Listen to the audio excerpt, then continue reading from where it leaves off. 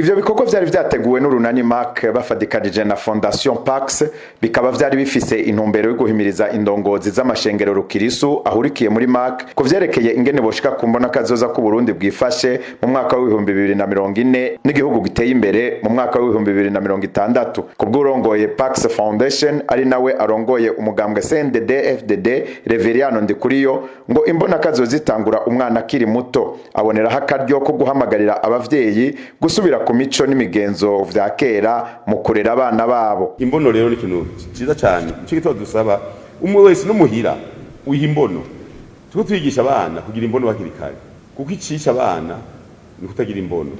Yego natwege turabacanganya muga twavuze tuti tubakoreyeko, kandi abana twababwiza ukuri. Umva twese twitwaye mu mpwemu twese, ngo turi mu mpwemu, tanga twese baje politiki turi mu mpwemu. Cyo navuga nti iyo twogabura akazi, yego turashobora gukora byose. Muga je nasanze hari ibintu twaciye dukwepa, abana barakura ntibabwirwa ingene bakura, ntibabwirwa ingene bitwara. Baravuga ati wa mwana utewe iteka gategwa beshi, izi mbuto bakavuga ico zijeje, ati igihugu kizokugaburira, kizokwambika, kizoguha ibintu byose ukeneye, nawe igihugu gitekanye, kiyo mu mata n'amahoro, kiyo mwimbu n'ibiki bose abantu bose bamererwe neza. Bitabaye ivyo uzohabwa ubuki uhambye basokuru bawe. Nico gituma ubu mwese twese turavyara tiko turarera, ubu ari ikintu cyatitutse. Ngira ngo ni bake bagihoza n'umwana mu kumuhoza uzora amajambo bakoresha ya majambo nkura mutima muke byoba hagenye umwana akivuka akiraba mama mu maso, umwana yonkaraba mama mu maso agaca kugira ati wa mwana wewe ndagukeneye mwibi nibi uzohagarara neza uhagarara igihugu, ndagukeneye ko igihugu kizogukenera kubera ingene zo witwara, ukazura mubwira birinji haje umwana apfa muri ya myaka ataje kwishuri kugira zoshike kuri yo bona kazogo dutera imbere. Hari ibintu teza guhindura kuva n'ingene turera abana bacu. Mu Burusiya kwanza abazoba intwaza ngabo gardienne n'igisoda bagira mu gisoda, utwana tw'imyaka 3 tangura mu gisoda hariya akana ho kubera kana kari gato, urumva bakakigisha yuko abantu bose bagasumba aho gagiye hose kabonye umuntu kagenda karamutsa, kabonye ubundi karamutsa, unyara gasimba karamutsa. Donc ugasanga ni kuvara kabebe kakaguma kishira mibi, kakamenya ko kwisi hari igihugu, ubutunzi bw'igihugu na mama we na papa, donc n'abantu bitatu, nta kindi kiri kwisi ni igihugu n'ubutunzi bw'igihugu n'abantu harimo mama na papa, bakamigisha yuko ivyo bintu bitatu hagize ukorako yemera gufa.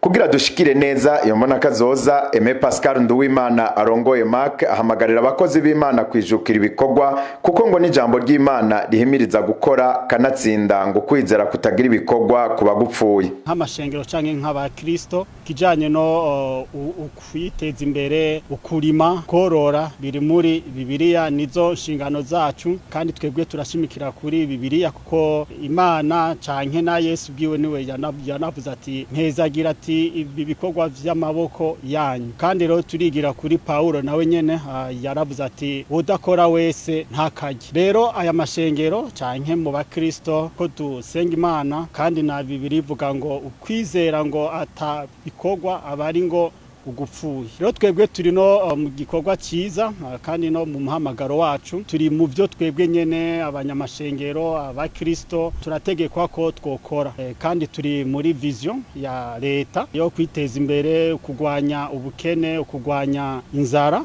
kandi turi muri vision ya 2040 2060. Rero natwe ni iyituraba, kandi abarundi yo uvuze ati abarundi ntiwigera usiga inyuma amashengero, kandi twese turi abarundi. Rero amashengero sinovuga ngo ajejwe gusa imitima ukwigisha ubutumwa bwiza, mbere twebwe turanashiramwo cyane yuko kwishengero nyaryo canke kumukristo nyawe canke kumupasiteri mwiza ni usenga cyane, akubaha Imana, akanakora cyane, akagwiza umwimbu, kuko turanavyemeranya yuko iyo umuntu ashonje ariko aridoga, iyo umuntu ashonje ariko aripfuza ivy'abandi, ariko arasamira isazi no kumenyo, sinibaza ko n'iryo juru ko azona ritumberamo.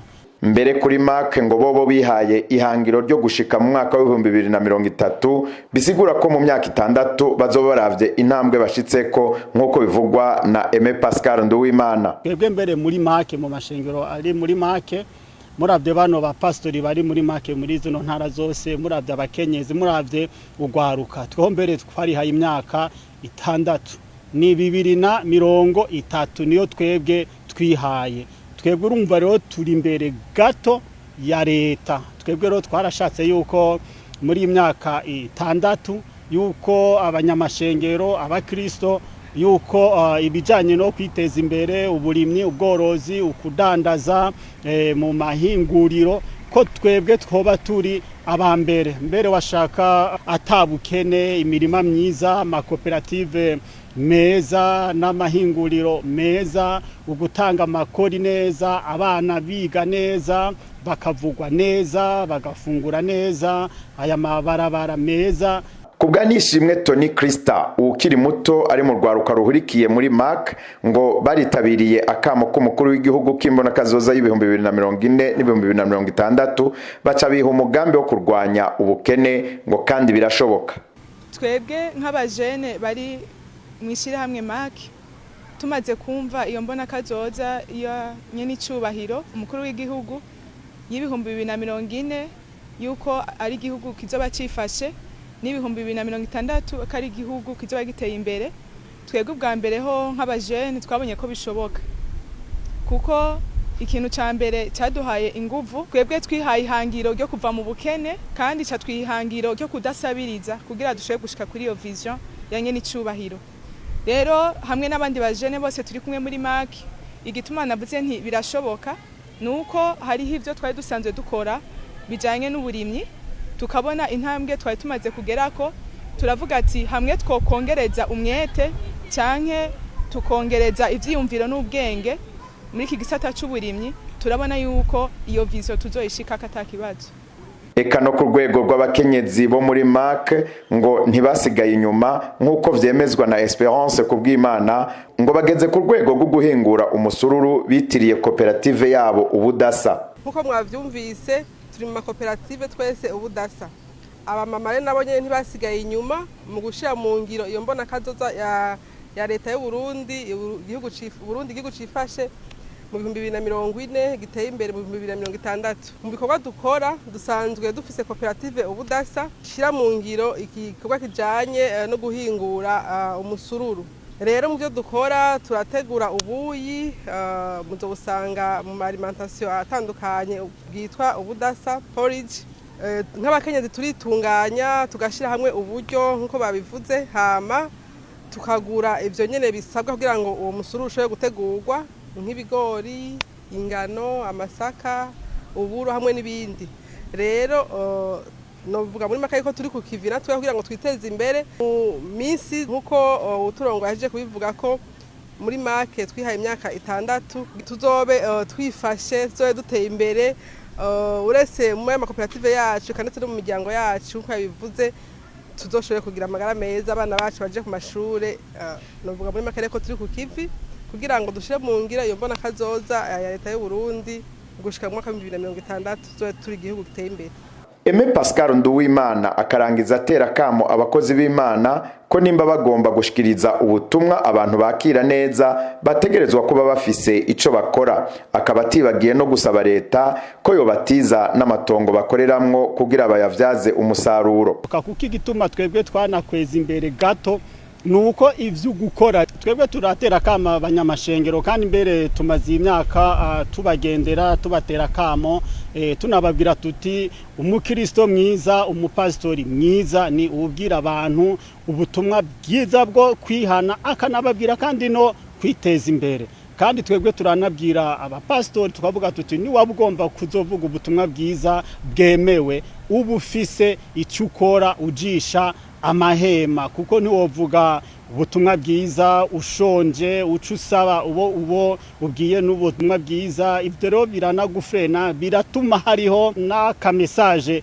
udatanga ukanka no gukomeretsa abantu. Ntiwigera ubwira abantu ko bokwihana ivyaha, ntiwigera ubwira abantu ko boreka kwiba, ubusuma, ubusambanyi, ukwica, kuko ucumenga ni wabikora ko umwe ari imbere kumbure akugurira ikota akakurihira inzu ucumukomeretsa. Twebwe turabatera kamo tuti umupastori mwiza, umukristo mwiza akeneye ko yovuga ubutumwa bwiza atabwoba, abakora ajisha amahema. Rero twebwe turanabatera kamo yuko ukeneye ukorera Imana ucukoresha amaboko yawe, kandi turabona yuko akakamo twabateye turabaje imbere mu makoperative, ubu turabona ivyamwa, kandi namwe muranabibona yuko natwa dukokora twamamwa ya mashengero aya canka yandi ubu twaraheze, kuko ubu unye bari ku bikorwa vyabo vyo kwiteza imbere kandi no kubaha Imana.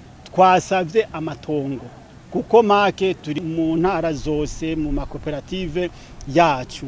Twebwe nta kindi ubu twasavye aba barongozi bacu, umushikiranganje ku bwa Kizigenza tuyagishije, yatugendeye, abatubonye ku bikorwa byacu. Twebwe ubunye ikituragije ishinga ni akagatasi. Twebwe ubu twishakira amatongo, ayo matongo yose nta wasavye ngo bayahe make. Twebwe gusa turasaba ko bayadutiza akanya gatoya, imyaka 5, 6, 10, twebwe tuyavyaze uyu musaruro. Mwomenya ko ivyo biganiro vyari vyitabwe n'abakozi b'Imana, abakenyezi n'ugwaruka bahurikiye muri MAC bava mu ntara zitandukanye z'igihugu.